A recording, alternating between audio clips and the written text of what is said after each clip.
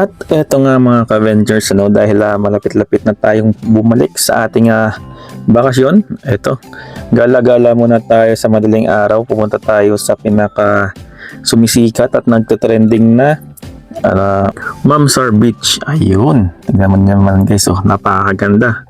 Kitang-kita yung Burj Khalifa, yan. At ito na nga guys, dahil napag-isipan ng mga tropa pips na magbi-beach daw kami. Kaya dito kami napunta sa Mamsar. Medyo may layo-layo lang ng konti, pero ang ganda naman talaga, At nakikita niyo naman guys, malaling araw, so walang katao-tao pa, konti pa lang naman, so kami pa lang. Pwede kayo ditong mag-jogging lahat, pwede nang mag picnic, yan, at mag-swimming syempre, So ito nga, pakita ko sa inyo guys. Bago yun, intro muna tayo.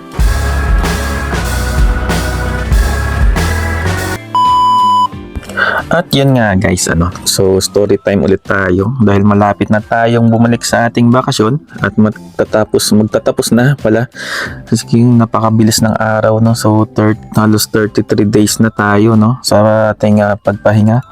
So ito, muna tayo, unwind muna tayo dito sa beach at syempre banding na rin sa ating may bahay at sa mga tropa pips natin, yun. At dito kami napadpad sa Mamsar Beach. Ayun. Actually guys, napunta kami dito sa kabilang side, sa Sharjah side. Yun.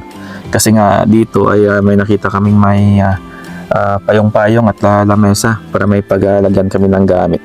So dito kami sa kabilang side, Kasi sa kabilang side naman ay open beach naman talaga, kaso nga lang ay wala kang paglalagyan ng mga gamit. So kailangan mo talaga maglatag ng banig o kaya yung pang picnic. Yan, so nakita namin to at yun, tumawid kami dito sa may bridge at dito nga kami napunta. So ang ganda dito guys, kasi nga kahit mainit-init na ay dito ang ganda, pwede mag-jogging at exercise. Yan. So ang kaganda lang dito dahil may CR din dito, may CR at saka may shower din kung gusto niyo maligo sa dagat. Ayun, pwede kayo magbanlaw dito at magbihis. So yun, ayun, kita niyo naman guys, di ba napaka-fresh na fresh tayo at ang ganda ng lugar. So yan. So tingnan niyo lang guys kung anong nagustuhan niyo dito, kung nakapunta na rin kayo dito. Ayun, balik-balikan niyo talaga dito. So ipakita ko sa inyo yung kaganapan nito guys at stay tuned sa mga videos natin. Panoorin nyo lang hanggang huli.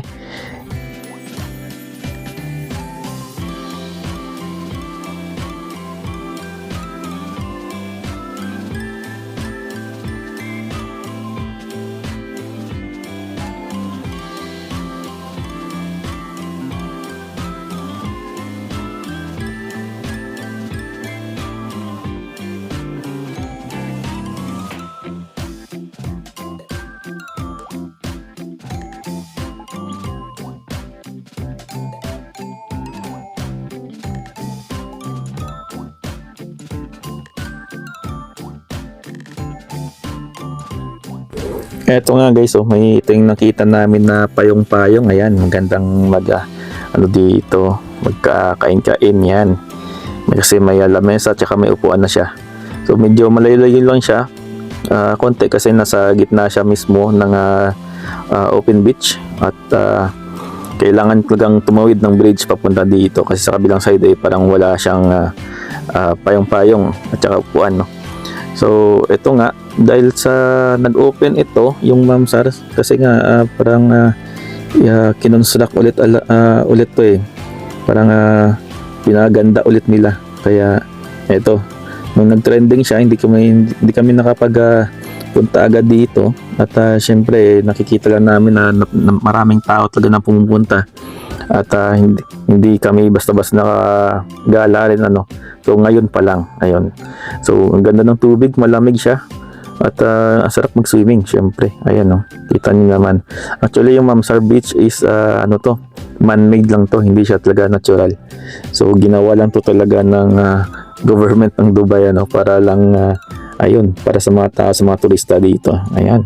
Siyempre, tampisaw muna tayo bago tayo mag-swimming mamaya. At malamig-lamig pa naman kasi nga madaling araw pa naman, wala pa namang araw na na mainit-init. So ayun, tampisaw muna tayo dito.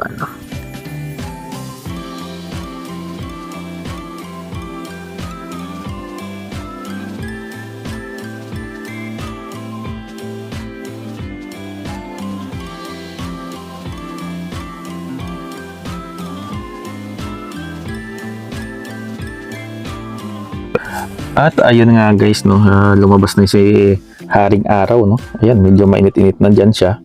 Kakalabas niya lang pero iba na yung impact sa balat, no. Medyo mainit na kaya masarap na mag tampisaw at mag swimming na maya-maya, ano.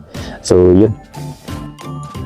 At ang gaganda ng mga views dito guys, so tingnan nyo naman, ano, ang ganda at ang yun, nakakaano siya, nakatanggal ng stress. Ayan yung Burj Khalifa, ano, ayan, kita nyo naman, naka-zoom tayo dyan, ayun, may lumabas pa yung aeroplano ng Emirates, di ba, ang ganda. So yun, hanggang dito na lang guys, at salamat sa inyong panonood. Chef's Venture TV, peace out.